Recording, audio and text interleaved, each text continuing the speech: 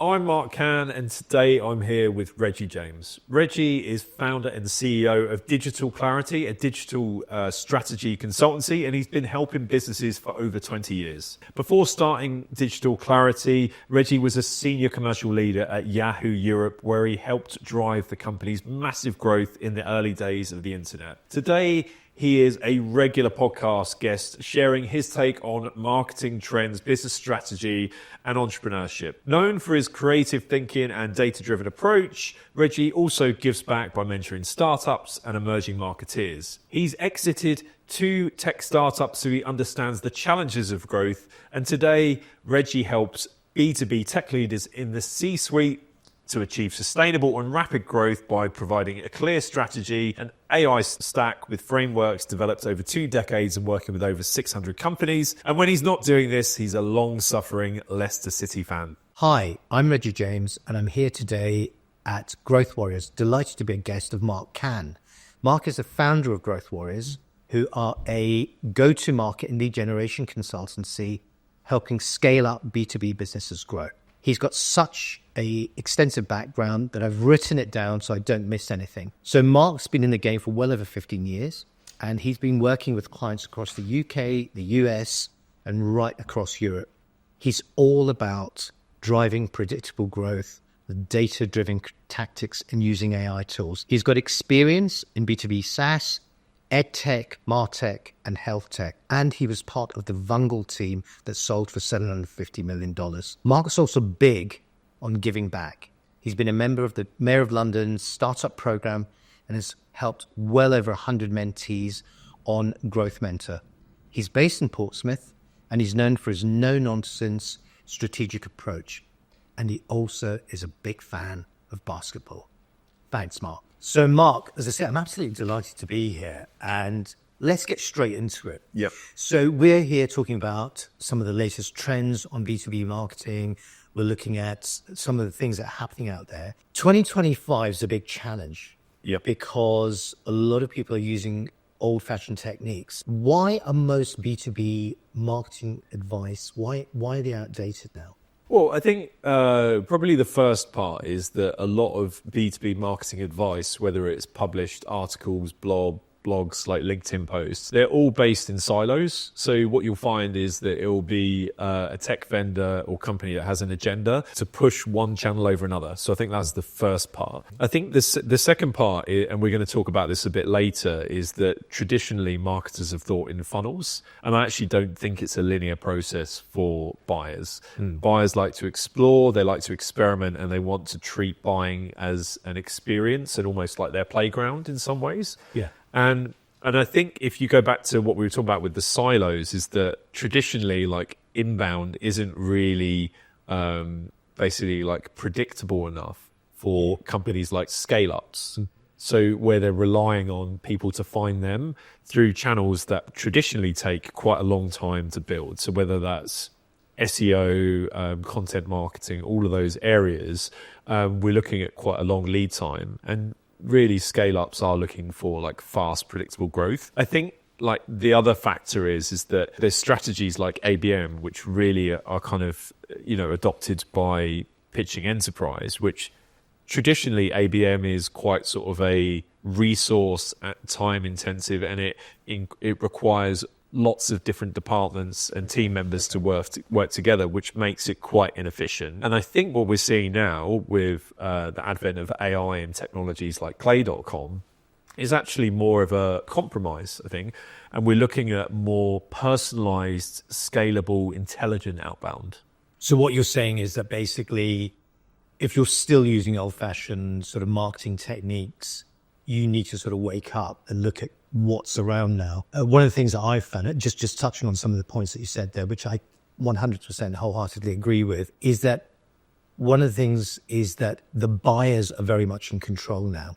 They have access to so much resource, so many different areas that they can actually touch on and get information on, that if you're bombarding them with sales messages, you're not always going to get, it's not going to resonate with them all the time, especially when not all of them are in market. So yes, I totally agree with you. So what can people do in terms of, with all these things that are happening and changing, What's the best way of actually addressing those old-fashioned techniques? First of all, they can evaluate like what other companies are doing that are a similar stage from them. Like, I don't think scale up should copy enterprises, and I don't think that basically startups need to be like agile and be able to test. But at the same time, when they become scale ups, they need to grow up. So it's kind of like there's all those parts. So you kind of almost have the organization of moving into a scale up, but actually you still want the agile testing of a startup. So what can they do initially? So I think the first thing that they can do is realize that actually they're driving buyers to different parts of content. So they need to have enough seeded content out there. And one of the stats I read recently is that a buyer needs to consume between like 7 and 10 hours of your content in order to actually kind of know you enough that they feel like they're ready to buy. And that could be across like multiple touch points. So I think you need to have your content seeded on channels that are relevant to your buyer. So if it's B2B, it's going to be LinkedIn, YouTube, in some industries, Twitter or X, but not all of them. And then also ensuring that actually you use email from more than just kind of a lead gen or a discovery call booking channel, and that you actually use it as part of a way of actually getting your content out there as well. And so when you say seeded, what do you mean by seeded, just for those who don't know what seeded means? Yeah, so it's just make sure that you have a channel that is owned by you that you can then actually like publish that content on. So I think what we're seeing at the moment is a lot of people are relying on one channel, and I actually think you need to diversify, that you have a few channels that buyers can find you on.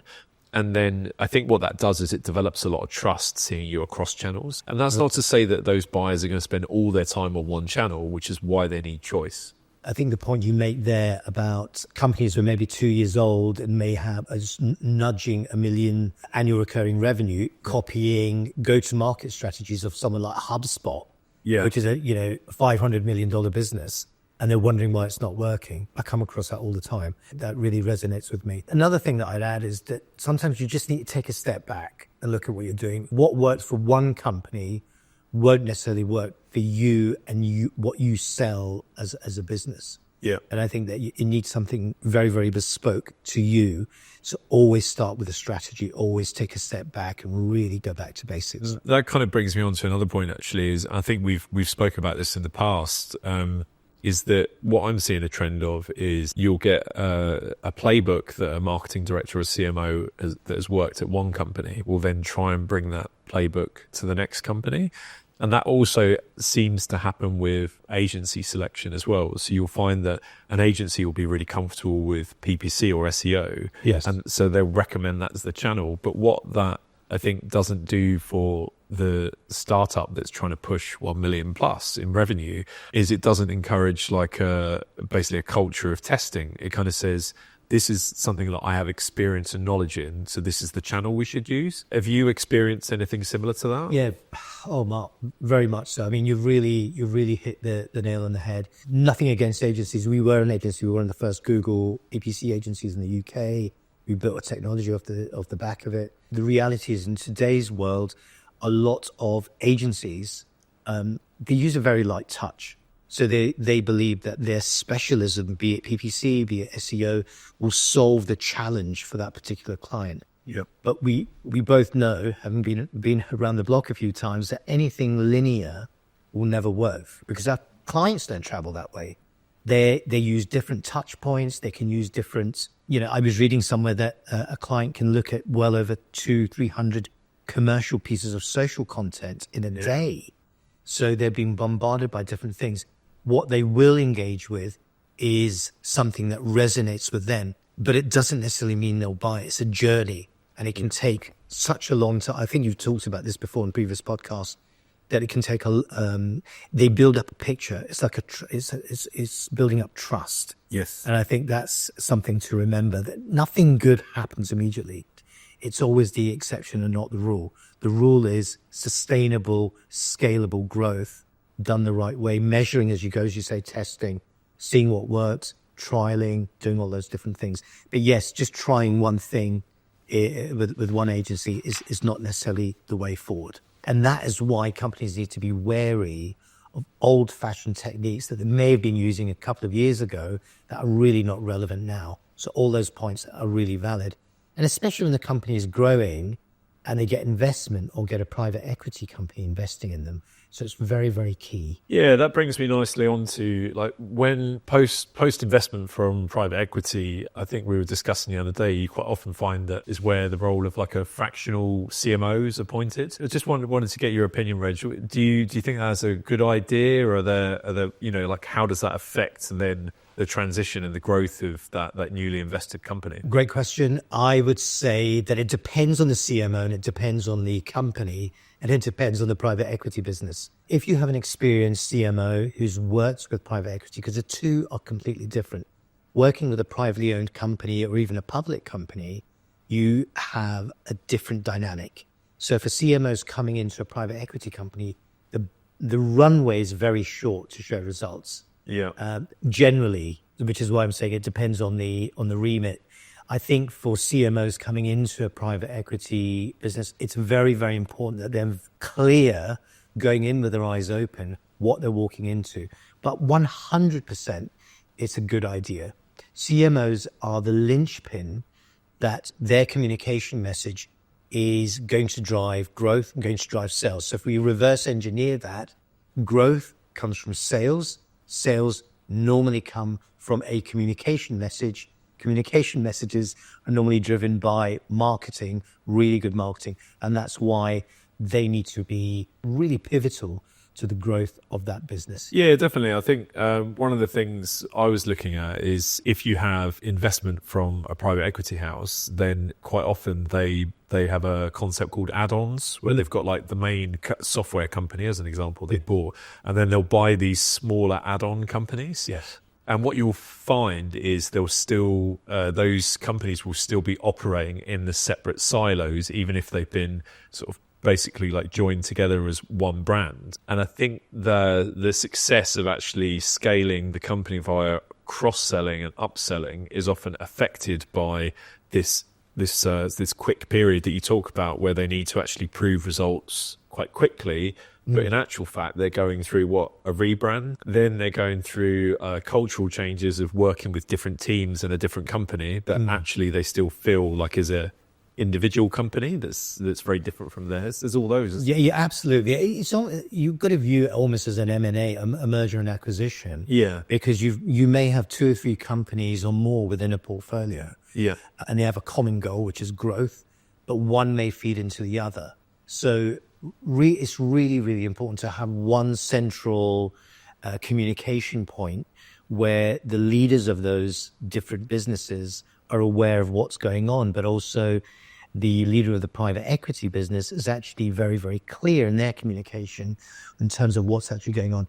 And that sometimes does sit or land on the lap of the CMO. Yes. So the CMO is the person, the senior leader that's liaising with the CEO and the CRO, the chief revenue officer, and those 3 are really the kind of trifecta, if you like, of what's going to be driving the company forward. They are the leaders that have to drive everything through that filters down into the rest of the organization. And that's all about culture, communication, and having regular buy-in as things change, because nothing stays the same.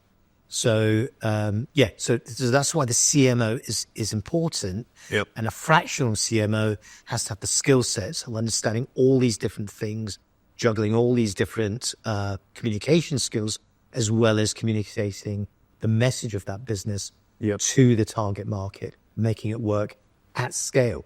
Yes. So that's the big challenge, but yes. Going back to that, proving results quickly, obviously the culture changes when private equity have made an investment into the business and they have to get these results very quickly. But ultimately, like what got the business there in the first place, whether it's the individual businesses, was often through a culture of experimentation, creativity and testing.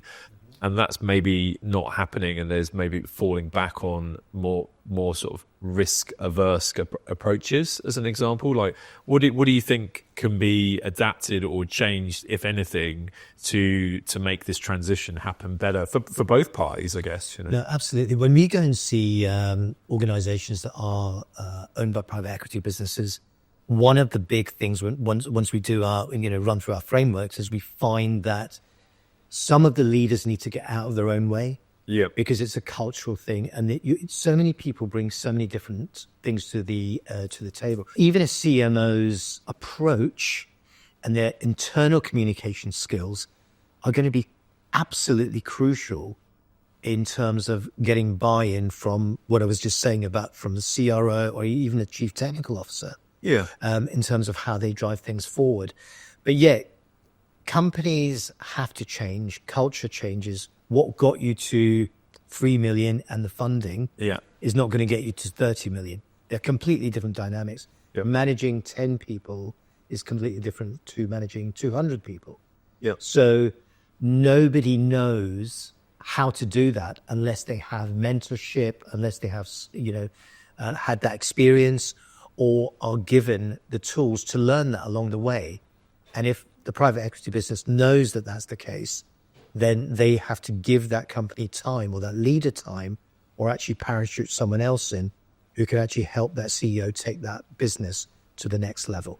So I think that's absolutely key. What sort of trends are you seeing, Reg, in terms of what UK private equity houses, what sort of industries or types of businesses are they buying? If you look at what was very popular, B2B, tech, SaaS businesses are still very, very key. Of course, now, dare I use it, the AI backed companies are obviously everywhere. But in terms of industry, we're looking at everything. Health and well-being, incorporating AI stacks are very, very big at the moment. So everything to do with health, everything to do with sustainability, irrespective of what a lot of people may say, anything that's going to be keeping the planet going, any technology that's actually going to be helping develop sustainable growth for organizations. The other area is energy. Yeah. Energy companies, so things like carbon, capturing carbon, neutralizing carbon, all of those kind of things. It's a big issue right now. And no matter what anyone says, it's going to become a bigger issue as we move forward. So there's still things. Healthcare, as I touched on before, is important, but it's such a wide church. Broad church, in the sense that it's got different areas to do with the person. Then you've got things like medical, healthcare, hospitals. Yeah, running those more efficiently. If you've been using the NHS recently, you'll know that your name and details may be on one computer. Yeah. But then when you go to a specialist, it may not be on their computer. And it can very much turn into a computer says no scenario. Yeah. Because the two aren't talking to each other. And there is talk by the government about sort of anonymizing data and letting AI control some of that data and fix a lot of the back end admin stuff, which is really that back end function is being can be handled by AI and AI agents. So they're the kind of trends that we're seeing. Right. Okay. Predominantly, yes. And so for companies that are perhaps past the startup phase, they've got product market fit, they're generating multiple millions of revenue. What are some of the factors that they should be sort of setting themselves up for if they're looking for acquisition or investment from like a private equity house? You have to start with the end goal and work back. Yeah. That invariably in any founder's journey, in any business's journey can change. The path is never a straight line, as we know. Yeah. So it's always worth getting or talking to, if you're looking for, and remember, private equity isn't the only way forward. No. But if you are looking for private equity or you're looking for some level of investment, then you need to be engaging with those individuals, pinpointing who those people are, talking to those people right from the beginning and saying, listen, I'm doing this. I'd love to talk to you in 12 months' time. Yeah. Have a look at my business. I'd love to keep you updated on some of those things. Sending a investor deck once you're getting to a certain point. These people look at decks all the time. So it's just about communication and making sure that it's not just revenues. If you're a founder-led business, you've got to take yourself out of the business. So because the private equity business or any investor is not just buying you, they're buying the business.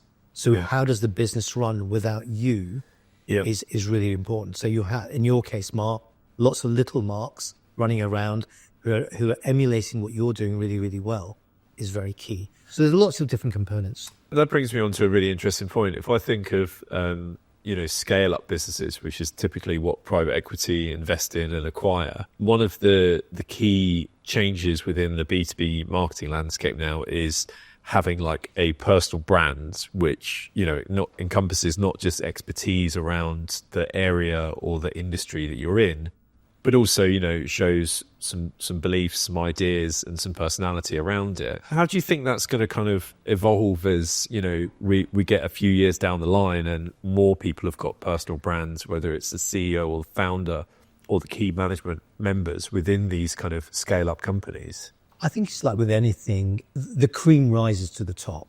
Everyone's got a different personality. At the end of the day, as long as one is authentic, and not feeling that they have to do it. You can see straight away, you and I are both big fans of Alex Hormozy. You can see that he's a very real individual. He gives back so much. Yeah. He's got the scars, he's got all the war wounds, and he now shares all of that stuff.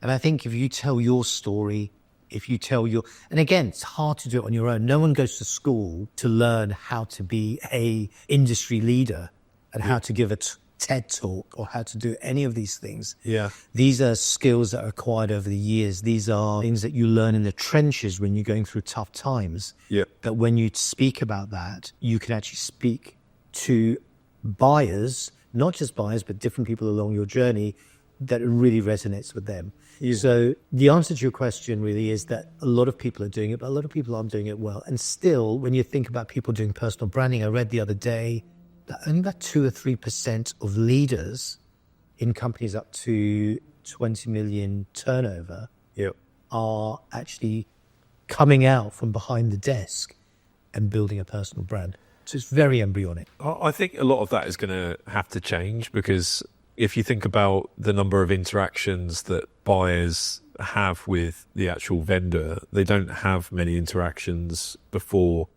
They basically have a lot of interactions in terms of looking for video content and other content, speaking with peers, colleagues. Obviously, there's like dark social where they're looking on Slack and WhatsApp private groups that people can't really, that marketers can't track, as an example. And so I think that potentially will change, because there's a few factors that the CEO needs to be aware of, just outside of selling products and solutions, but like attracting talent as well. And I think they won't be able to do that unless they have a consistent and transparent kind of voice and presence that you can find them on social, essentially. Yeah, absolutely. I totally agree. I think the big challenge is getting leaders out from behind their desks and going out, because decisions aren't just made by watching a video per se, though it's very, very important. Yeah. It's all part of the mix. But you can have somebody in a crowd at an exhibition or a show where they're giving a talk and they are scribbling down notes and they're making a mental note. I am really keen in talking to that business when I am ready, because of what that individual, what that CEO, what she may have said, standing on stage talking about her business with passion and the problems that they solve. That is one of the things. And again, you can't measure that. Suddenly you get a phone call from that individual making those notes, and they're trying to attribute that to video that they may have seen on LinkedIn or something else. But that is part of the dark social funnel, if you like, that is so key. You're not going to know where everyone... You can listen to a podcast like this, and you're making notes. There's so many different things that happen that you can't attribute to. And I think that's the big trend that's happening now. You will be able to measure it, but right now with AI and lots of content that's being produced, might be a blog post, might be whatever, you might be a guest on a radio show or whatever it might be. So it's key that people are communicating on different channels, which again, I know you've talked about a lot. Well, I think that brings me on nicely to my next point. I think it'd be good to have a chat about some trends that we're seeing within B2B marketing. I think one of the things that I'd like to talk about, seeing as the topic of the day is always like AI and technology, is some offline events. So I think what I'm seeing and hearing from my network is that actually like in-person small breakfast events or exclusive dinners are kind of the way to actually build a community, of advocates between your existing customers, but also inviting prospects and actually developing, that prospect without having to send quite a sort of upfront salesy email, like nurture over time. Like, what are you seeing around that, and how can people, use that if they're maybe not as big a brand as some of the big tech vendors that we talk about, No, this is a great point. I think this is where things have gone full circle. I'm old enough to remember when I used to work in the magazine industry in IT publishing, that the editors would get a group of senior leaders together in very small dinners and groups. I'm going well back over 2 decades. And in that environment, in a safe environment, and where no one's selling to anyone, where you have, say, for example, 4 or 5 CMOs, sort of similar industries, just talking about their challenges, talking about some of the things that challenges that they face, some of the things that worked really well for them, sharing, swapping ideas. Those kind of environments kind of really foster a warm, honest debate. Yeah. And I think if you can set those things up and encourage those and back those up. I think we both attended an HR forum. Do you remember? Yes. In Surrey, the wonderful Surrey HR forum. And that is just, again, no one's selling. Everyone's just talking about the challenges that HR directors and people who look after talent management in organizations face. So I'm with you 100%. Small groups and maybe with some themes and start talking about it. Because the days of just purely doing things online it just doesn't work just in a singular linear fashion. Yeah. People are searching for that human contact. It's good to talk about the challenges around getting people to these events. I know ones that I've hosted with sort of bigger B2B tech brands, and it's like we've still struggled to get people there, but there were certain things that we did that made the event more memorable. So I think it was generally like, when we sent an invite to people on LinkedIn, we would actually, have a 1 or a 2 page PDF with a proper dossier of photos of the venue and everything else. And I think that made it more kind of official, as it were. I think the fact that we had limited spots, I think was good as well.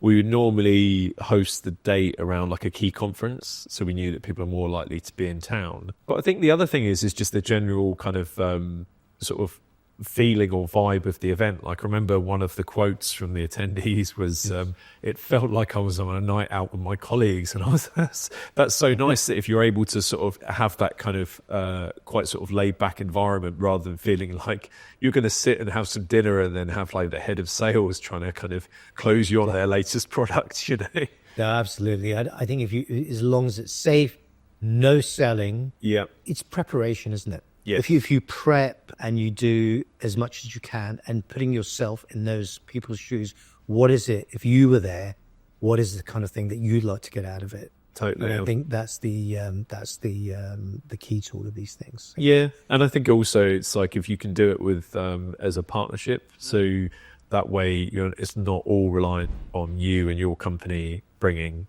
all of the attendees. You actually have kind of their network as well. That kind of, I think as long as it's the right partner that you've chosen, that kind of brings some flexibility to the event as well. Absolutely. Have there been any memorable ones that you've been to recently? Has there been any events that you've thought, this is really good, I've really enjoyed this? I've enjoyed sort of talking to the people, enjoyed maybe the speaker or the topics. Yes, although that brings me on to something else actually. I think it's really important for at the event you don't get somebody who works at the company you work at to actually be the speaker of the event. Yeah. And you try and invite somebody who is going to be able to create quite an interesting kind of introduction talk before dinner. Not too long, but just something that, like a short little speech. And somebody who has, an opinion on an area of the industry. And I think that's a really good way to get people to go there, because I've heard of that speaker. I'd really like to go. It's a nice location. All of that kind of thing has worked really, really well. So it would never be the CMO or the chief revenue officer actually doing the acting as the host. I think that's quite important. Yeah, no, absolutely. Yeah. No, fantastic. Absolutely fantastic. Oh. Yeah, and then I'm trying to think of other trends that I'm seeing. I think one of the ones is around community, but I think there's almost 2 sides of the coin, because you could have a Slack group or a WhatsApp group, and I'm sure you're the same as me. You've probably got ones that you're on mute to like for maybe like 10 or 20 of them that are been onto your needy old groups, and you can't. The thing is, the human brain can't cope with this. If you're actually doing your 4-letter word work, you're actually doing your sort of day job. If you've got things constantly pinging all the time, and you've got your socials pinging and your LinkedIn pinging and WhatsApp and Slack and everything else like that, it's just impossible to actually go. You just spend all day on them. Yeah. So I think managing that is really important, but they are very powerful groups. You're absolutely right. I mean, this is it's like an online community. Yeah. Is absolutely key. So yeah, I know you get a lot out of those. I get a lot out of them, but what I find really interesting is the cycle of platforms that they go through. So I'll give you an example. I'll be invited to a group. Some of them are paid, by the way, and some of them are not paid and are free. And I actually do think that makes kind of a bit of a difference to the amount you engage as to whether you're like paid, part of a paid community or not. But the other thing I've noticed is they might start on Slack or they start on Discord, and they 90% of the time move back to WhatsApp for engagement because people see it on their phone and they go, oh, actually, when I've got time, I will respond to that because it's a group that I like. I know a few of the people. I've got their numbers saved in my phone, so you can kind of see if you go on the attendee list of part of the group, the members, how many of them do you have saved on your phone? So it's kind of part of your network. It feels safe, and you know, generally there's some really interesting debates on some of the WhatsApp groups I'm on. Yeah, absolutely. Also, I think the thing to remember it's giving people choice, because I think it's also generational. Yeah. So people of a certain age will not engage on those platforms. Yeah. A lot of senior buying decision makers, you won't find them on any of those. You might find them on WhatsApp, but that's about it. Yeah. You're not always going to get them on Slack, and especially senior people. So when we were talking about some of the things we've been talking about, companies that are, again, in this sub 5 million turnover bracket are going to have slightly different leaders to 20 million turnover businesses. The techniques are different, their internal working mechanisms are different, and the leadership will be different as well. Yep. They may have non-executive directors, they may have more senior in years, millennials, Gen Z, all those different people. But the interesting thing is, I think millennials now make up over 40% of B2B buyers now. Wow. So they have grown up with the internet, with mobiles, with social media. Yeah. So you need to be part of it. Otherwise, you're missing out half the audience. Let's wrap it up now, Reg. If you want to go first, but what were your key takeaways from today? Well, so many different topics, so many different things. I think the one key thing that really stood out for me was that do not follow the herd. Yeah. You know, every company is different. And if you're using really old-fashioned techniques, get advice, look at your business, and really look at what's going to work for you. Yep. And yeah, I thought that really, really stood out. What about yourself, Mark? Well, I think the key thing for me is you need to invest time in community, either joining other people's, but also, you know, like measuring what you get out of it.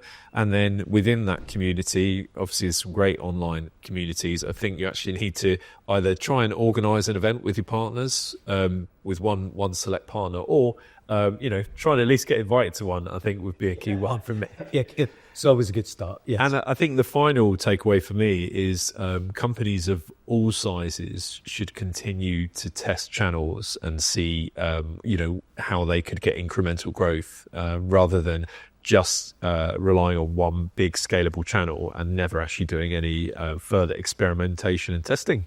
Fantastic. Wonderful. I really enjoyed that, Mark. Yeah, thank you for coming in today, Reg. Like I say, I think that we covered quite a bit there, and I look forward to you know, chatting with you again. No, absolutely. Thank you so much. It's great being a guest here at Growth Warriors.